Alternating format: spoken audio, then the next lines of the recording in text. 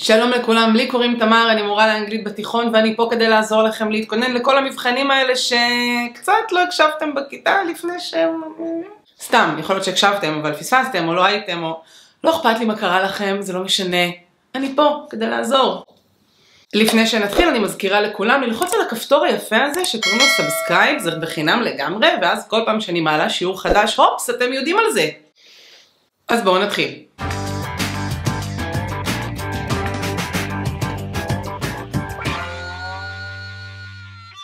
סוף סוף סיימנו מערכה ראשונה. כאילו, היום נסיים את המערכה הראשונה. אז אנחנו בדיוק בעמוד 46 למעלה, הייתה את השיחה הזו בין אן לקריס, שהוא מרגיש איך הוא שודד את כל החברים המתים שלו מכל מה שמגיע להם, ושזה כולל גם את אן. והיא מרגיעה אותו ואומרת לו, קריס, כפרה, עבדת קשה בשביל הכסף שלך, עבדת קשה בשביל הדברים האלה. וגם אני, אתה לא צריך להרגיש אשם שיש לך אותי.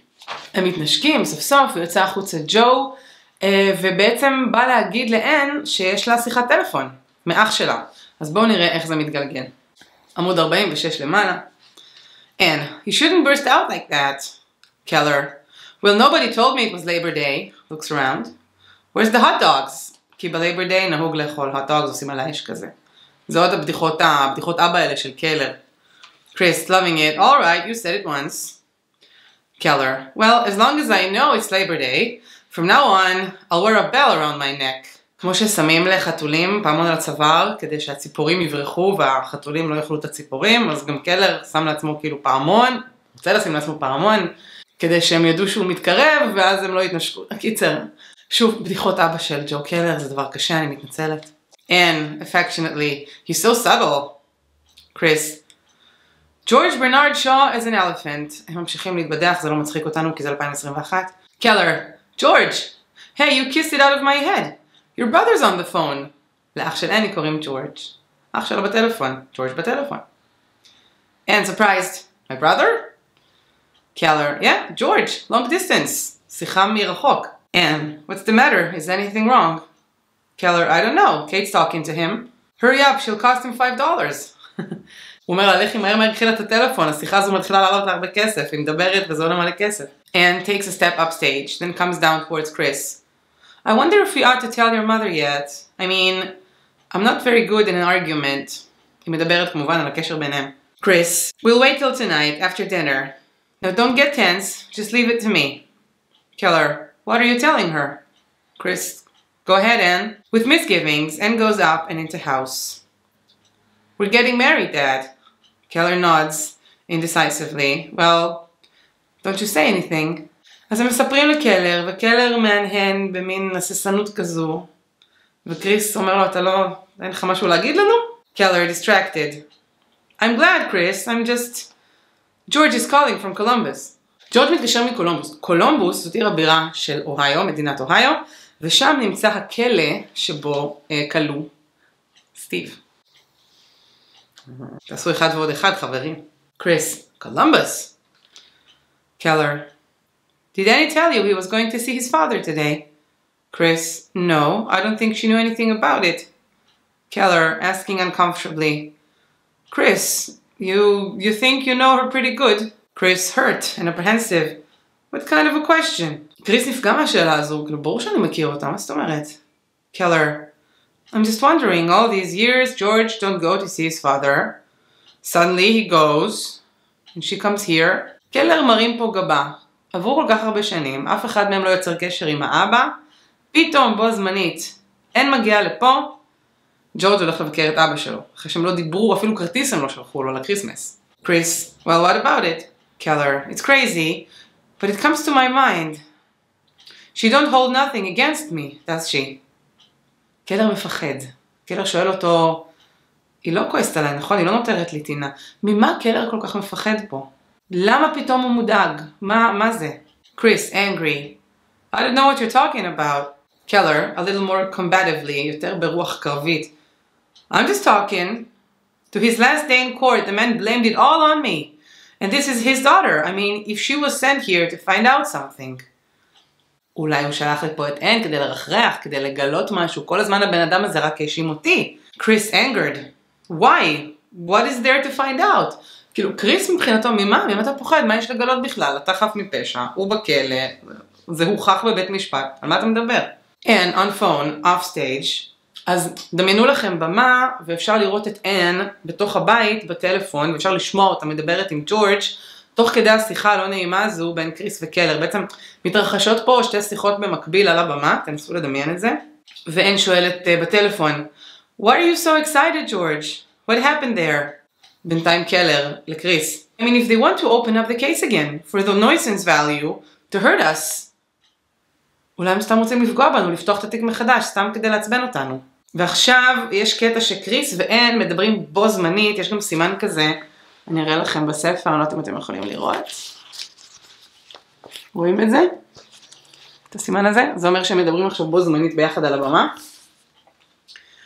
אז קריס אומר, Dad, how could you think that of her? But what did he say to you, for God's sake? היא מדברת על אבא שלהם. Keller, it couldn't be, you know. Chris, Dad, you amaze me. Keller, breaking in. All right, forget it. With great force, moving about. I want a clean start for you, Chris. I want a new sign over the plant. Christopher Keller, Incorporated. ג'ו רוצה fresh start בשביל הבן שלו. הוא רוצה שלט גדול מעל המפעל, ועל השלט הוא רוצה שיהיה כתוב Christopher Keller. במילים אחרות, הוא נורא רוצה שקריס יירש אותו. Chris, a little uneasily. J.O. Keller is good enough. קריס לא כל כך רוצה שיש לנו את השם של המפעל על השם שלו, הוא רוצה להשאיר את זה ככה. ושואלים אתכם בשאלה בצד, why do you think Keller wants to change the name of the plant? למה קלר רוצה לשנות את השם של המפעל? למה קריס לא כל כך רוצה שזה יקרה? עמוד 48. Keller, we'll talk about it. I'm going to build you a house, stone, with a driveway from the road. I want you to spread out, Chris. I want you to use what I made for you. He's close to him now. I mean, with joy, Chris, without shame. With joy. אני רוצה שיהיה לך את מה שבניתי בשבילך. With joy, not with shame, with joy. דיברנו קודם על ה-survivor's guilt, זה מאוד מתכתב עם זה. Chris, touched. I will, Dad. Keller, with deep emotion. Say it to me. Chris, why? Keller, because sometimes I think you're ashamed of the money. Chris, no, don't feel that. Keller, because it's good money. There's nothing wrong with that money. Chris, a little frightened. Dad, you don't have to tell me this. Keller, with overriding affection and self-confidence now. He grips Chris by the back of the neck, and with laughter between his determined jaws. Look, Chris, I'll go work on Mother for you. We'll get her so drunk tonight, we'll all get married. Steps away with a wide gesture of his arm. There's gonna be a wedding, kid, like there never was seen. Champagne, tuxedos. He breaks off as Anne's voice comes out loud from the house, where she is still talking on the phone. יש פה רגע מרגש כזה, ממש יש לנו מומנט בין קריס ואבא שלו, ואבא של קריס אומר לו, אני רוצה שיהיה לך את כל הטוב בעולם, כל העבודה הזו בשבילך, כל הכסף הוא בשבילך, אני לא רוצה שתתבייש בכסף הזה, אני תמיד מרגיש כאילו אתה קצת מתבייש בכסף הזה, ואתה לא צריך, זה כסף טוב. וקריס אומר לו, לא, אני לא מרגיש ככה, אתה לא צריך להגיד את זה. וקלר בהתפרצות של חיבה ורגשות, אומר לו, אתה יודע מה, אנחנו נשכנע את אמא, ויהיה בסדר, ותהיה חתונה מדהימה, ושמפניות וטוקסידו ועניינים. ויש תחושה גדולה של אופטימיות פתאום בנוגע לחתונה של קריס ואני. ואנחנו צריכים קצת לשאול פה, למה ג'ו כל כך משנה את דעתו פתאום? קודם הוא היה ככה, לגבי החתונה הזו, הוא לא בדיוק ידע מה הוא חושב, פתאום הוא הכי בעולם בעד זה. מה השתנה? מה קרה? אז אין בטלפון, אנחנו חוזרים אליה, בשורה 24 בעמוד 48. אין. Simply because when you get excited, you don't control yourself. Mother comes out of house. ואין ממשיכה לדבר. Well, what did he tell you for God's sake? Pause. All right, come then. Pause. Yes, they'll all be here. Nobody's running away from you. And try to get hold of yourself, will you? Pause. All right, goodbye. There's a brief pause as Anne hangs up receiver, then comes out of the kitchen. Chris, something happened? אז Anne מנתקת את השיחה, ובאה החוצה, וקריס שואל אותה, הכל בסדר? מהקצת שיחה הזו בין Anne וג'ורג' אפשר להבין שג'ורג' is very excited. מה קרה לו? למה הוא מתרגש? מה העניינים? אנחנו גם יכולים להבין שהוא בא. עמוד 49 למעלה. Keller, he's coming here? Anne, On the 7 o'clock, he's in Columbus. To mother, I told him it would be all right. Keller, sure, fine. Your father took sick? קלר מתחיל לרחרח, מה העניינים? אבא שלה חולה, מה הביקור הזה פתאום? Anne, mystified. No, George didn't say he was sick.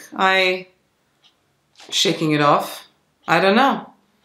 I suppose it's something stupid, you know my brother. She comes to Chris. Let's go for a drive or something. Chris, sure, give me the keys, Dad. Mother, drive through the park, it's beautiful now. Chris, come on, Anne. To them. Be back right away. Anne, as she and Chris exit up driveway. See you. Mother comes down towards Keller, her eyes fixed on him. אז קריס ואן יוצאים לסיבוב באוטו, שזה מסתבר משהו שעושים כשאין הרבה מה לראות בטלוויזיה ואין טלפונים ואין מה לעשות. קייט, mother, מתקרבת ונועצת מבטים בג'ו. Keller, take your time. To mother, what does George want? Mother, he's been in Columbus since this morning with Steve. He's gonna see Annie right away, he says. Keller, what for? Mother, I don't know. She speaks with warnings. יש איזו הזהרה בקול שלה. היא ישר המוח שלה מתחיל לעבוד, אתם כבר מכירים את קייט ואיך שהיא חושבת. He's a lawyer now, Joe. George is a lawyer. All these years he never even sent a postcard to Steve. Since he got back from the war, not a postcard. אז גם היא מאוד חושדת פה. כל השנים האלה גלויה הוא לא שלח לאבא שלו. פתאום ביקורים. Keller, so what? Mother, her tension breaking out. היא בלחץ. Suddenly he takes an airplane from New York to see him. An airplane. הוא טס מניו יורק כדי לראות אותו, לא סתם, אחרי שגלויה אפילו אין לנו. Keller, well, so. Mother, trembling. היא כבר ברעידות, היא בשקשוקים. Why? Keller, I don't read minds, do you? Mother, why, Joe? What was Steve suddenly got to tell him? That he takes an airplane to see him? Keller, what do I care what Steve's got to tell him? קלר מתאמן פה, כאילו למרות שגם קלר משהו מתערבל בתוכו בנושא הזה, הוא מנסה כאילו להנמיך את הלהבות, אבל קייט כבר שוצפת מבפנים. למה הוא נסע? במטוס? מה היה לו להגיד לו? מה היה כל כך דחוף? עמוד 50 ואחרון למערכה הזו. Mother, you're sure, Joe? Keller, frightened but angry. Yes, I'm sure. Mother sits stiffly in a chair, בנוקשות על הכיסא. Be smart now, Joe. The boy's coming. Be smart. Kate. Keller desperately. Once and for all, did you hear what I said? I said I'm sure. Mother nods weakly. All right, Joe. He straightens up. Just be smart. Keller, in hopeless fury, looks at her, turns around, goes up the porch and into house, slamming screen door violently behind him. Mother sits in chair downstage, stiffly, staring, seeing. המערכה נגמרת בג'ו שנכנס הביתה בכעס וטורק אחריו את הדלת. קייט מאוד חוששת מהביקור של סטיב ואומרת לג'ו, be smart, Joe, be smart. אנחנו לא יודעים על מה הם מדברים עדיין, אבל יש פה חששות מאוד מאוד גדולים מהביקור הזה של ג'ורג', של אח של אן. עכשיו תראו, אני מכירה את המחזה, אני קראתי אותו, אני יודעת מה קורה אחר כך, אבל גם מי שלא קרא את הכל וקרא רק את המערכה הראשונה, מתחיל להבין שמשהו is about to go down, משהו עומד לקרות פה עם הביקור של ג'ורג', משהו שמאוד מלחיץ את קייט, מאוד מלחיץ את ג'ו, קצת מרגיש כאילו הם מסתירים משהו, קצת מרגיש כאילו הם מאוד מפחדים שהקייס הזה ייפתח מחדש. עכשיו, בעמוד 54 יש לנו כל מיני שאלות של analysis and interpretation, של ניתוח ופענוח של הסיפור. הייתי רוצה שנעבור עליהם קצת, סתם כדי לסדר לכם את הראש, קצת ככה לכבוד סוף המערכה. The trees in Act 1 are symbols. They represent important ideas in the play.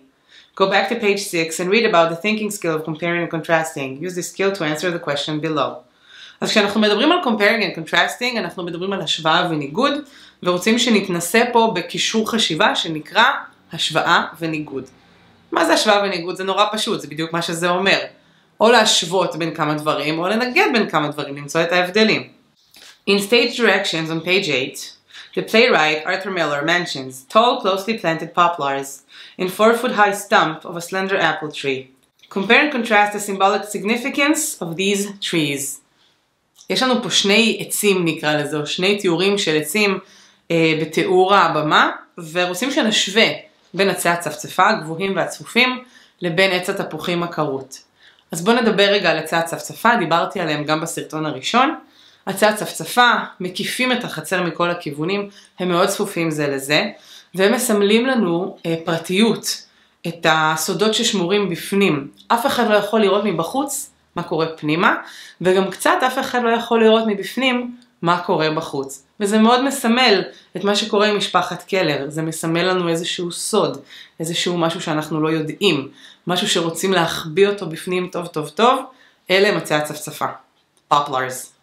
מצד שני יש לנו את עץ התפוחים, שגם אצלו יש סימבוליות, סמליות חשובה.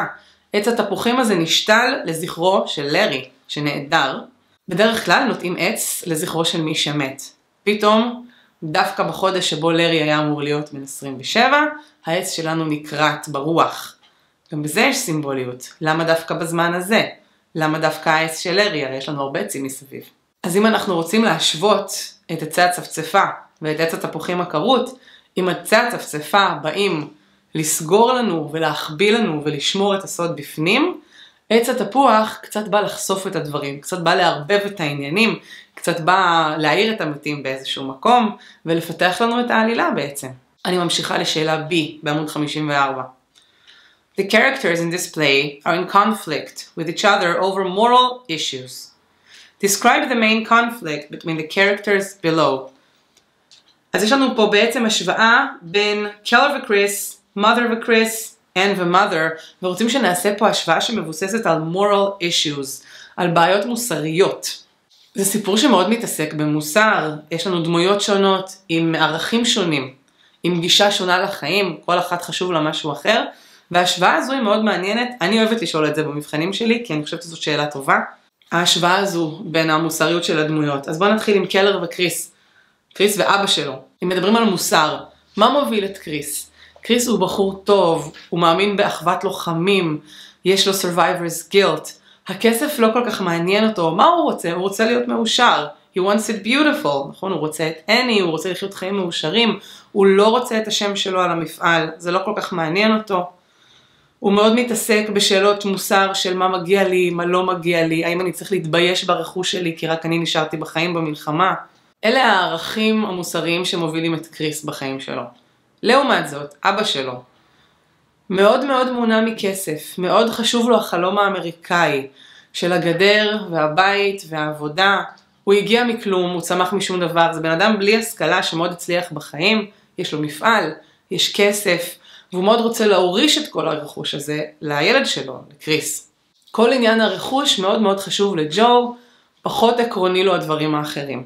אז זו השוואה הראשונה. בהשוואה השנייה מבקשים שנשווה בין mother וקריס, בין קריס ואמא שלו.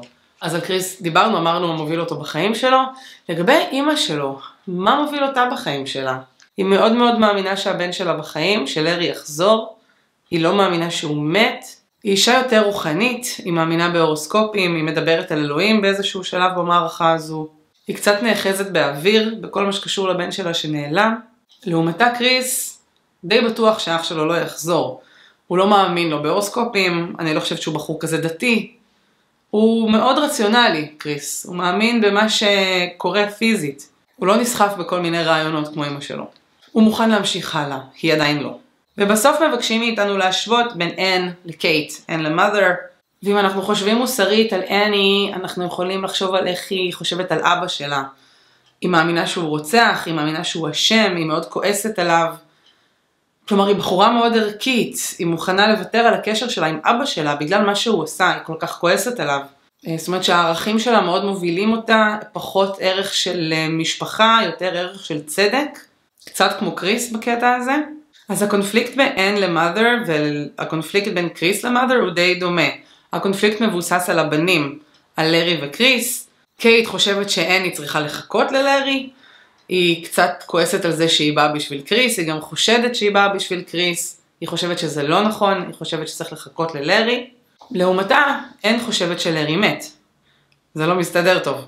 אן היא רוצה להמשיך הלאה ולהתחתן עם קריס. בשאלה C בעמוד 54 מדברים איתנו על foreshadowing. foreshadowing זה כמו ראיית העתיד כזה. כמו לצפות מה יקרה הלאה, לחזות, חיזוי. The playwright uses foreshadowing to give a hint about how the play is going to develop.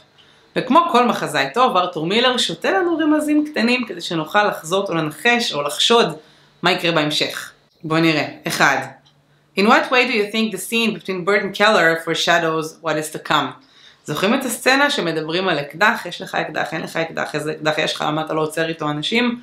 דיברנו על זה שזה בא לרמז משהו, אקדח שמופיע במערכה הראשונה, יורה במערכה האחרונה. זה מין קלישאה כזו של ספרות ושל מתת רון, אבל יש סיבה לזה שיש אקדח, לא סתם מראים אקדח ומדברים על אקדח בלי שלא תהיה לזה משמעות. בואו נראה.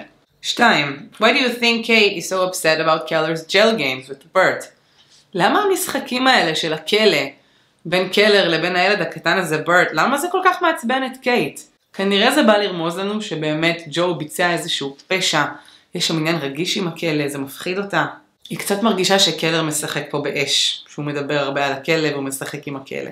קייט רק רוצה שהכל ייעלם, שאנשים יפסיקו לדבר על הכלא הזה בכלל, וקלר ממשיך לשחק עם הילדים בכלא, וזה מדאיג אותה, היא רוצה שהוא יפסיק עם זה.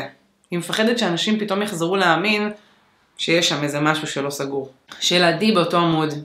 At the end of Act 1, suspense is used to sustain our interest. We sense that George's visit is going to change things. How do you think Kate and Keller feel about George's impending visit? מערכה ראשונה נגמרת באיזשהו מתח, זה כמו cliffhanger, נכון? בסדרות, שפתאום זה נגמר ואנחנו מתים לדעת מה יקרה ונגמר לנו הפרק, אותו דבר. מה קורה פה? אנחנו רגע לפני הביקור של ג'ורג', של אח של אני, ושואלים אותנו פה איך לדעתנו בני הזוג קלר מרגישים לגבי הביקור הזה. ואם הקשבתם לי אתם בטח כבר מנחשים לבד שהם קצת מפחדים שהוא מביא פה איזשהו פריט מידע שהם לא יודעים, שהם הולכים לפתוח מחדש את החקירה, שהוא הולך לחדש להם משהו והם לא הולכים לאהוב את זה, שאולי הוא גילה משהו. הם לא יודעים באיזה מצב רוח הוא מגיע. הם לא יודעים אם הוא מגיע עם חיוך או שהוא מגיע עם משהו אחר. הוא גם עורך דין עכשיו, אז זה עוד יותר ככה מלחיץ אותם. בסעיף E יש לנו 11 שאלות, אנחנו נענה עליהן בקצרה. 1.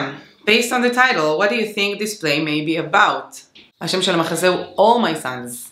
כל תשובה הגיונית תתקבל פה. כל בניי, בניו של מי? כנראה של ג'ו. מי זה כל בניו של ג'ו?